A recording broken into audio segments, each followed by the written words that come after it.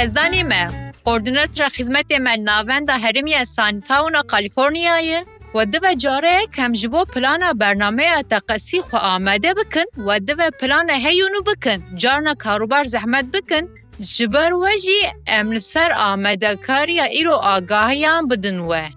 Em vegerin ser civîna IPP-ya Stephen li wê derê bi temamî fikr û ramenan wî hen û plan ti temamî li ser dexwaziyan wî ne, ka em binêrin Stephen di vê pengavê de çi dike? Ew hêjî li vir e? Va li vir e jê hatiyo. Rojveş malbatê kavarî. Navê min Vînî Mankuso ye. û ji bo xizmetên me sinan ez koordînatora nû yê Stephen im. Ez dê ji bo proseya IPP-yê rêberiya we bikim. Baş e. Da em dest pê bikin. Stephen, pirsêkê te heye gelo. Ew çi ye? O, ew e texteyê peksê ye. Mirovên ku nikarin bipeyvin ji bo danostanê vê bikartînin.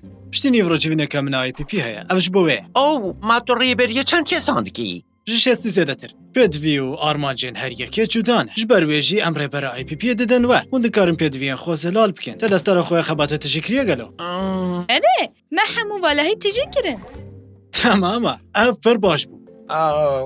Erê lê? Ev planeka sağlam e Mankuso. Te beşa li ser şikefta Stephen dît. Ev garaja me ye. Erê em dê wê ji bo Stephen amade bikin. Maleka pir xweş bi televizyoneka mezin û sarincekên. Wisa jê hatiyo. Erê lê? û ew dê dest bi karê nû bike. O, Stephen, ka behsa karê xwe bike. Ez erê lê? Ew dê ji bo şîrketeke peyzajê bişkule. Ez karê peyzajê naxwazim. Hey, tu bi ku vedî çi jê hatiyo? Belkî jî divê hinekî bêhna xwe bide. Ka bihêle ez bibîre bipeyvin. Ezîzê min, ka li vê binêre. Ha, ji bo tişekirine te alî wî kir. Na, divê wî bi xwe tijî kirbe.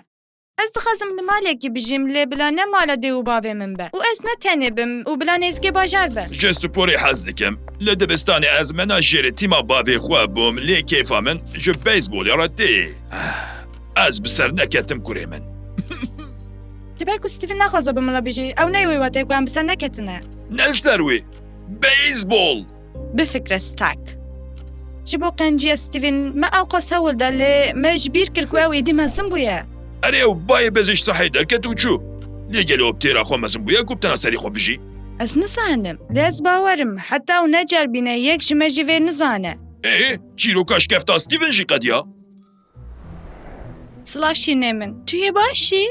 Dayê, bavo, ez zanim hûn qeciya min dixwazim û ez ji we hez dikim. Lê Te xweş got. min bi xwe defter tijî kir. Min ji we re negot ji ber ku min nexwest ez dilê wê biyêşînim. Em dizanin te ew xistiye erdê. Başa jê hatiyo. Hinekê behsa defterê bike. Hûn ji min nexeyidîn. Helbet na şêrîno. Plan jî jiyan jî te ye. Ka werin kavlirîno. Oh. Baş e Stephen, em ji ku dest pê bikin? Meseleya malê çawa ye? Baş e. Di meseleya malê de navenda herêmî ji bo te alî dike ku tu alternatîfan bibînî. Tu dikarî baz tengderan re bimînî, bi mirovên tendurist re, an jî dikarî bi tenê bimînî. Ez dixwazim malekê min bi xwe hebe. Ji bîr neke Stephen, tu naxwazî tenê bimînî. Min ew bihîst. Cê ku tu xwe tenê hîs nakî ku dere? Ya rast, ez dixwazim bi hevalê xwe re di bernameyê rojê de wext derbas bikim. Maya û Dexter. Ma ew Dexter. Ez bawerim ew li sanîyoksê dijîn. Him kesên ku xizmetê ji navenda herêmî werdigrin sanîyoksêkirinevek mala xwe. Ma ew li wê derê dirjî. Ez jî dikarim li wir bijîm. Kapsa ez telefonekê vekim. Bipirsim gelo li vê derecê heye an na. Tu herî bijî dosto. Kavê binivîse.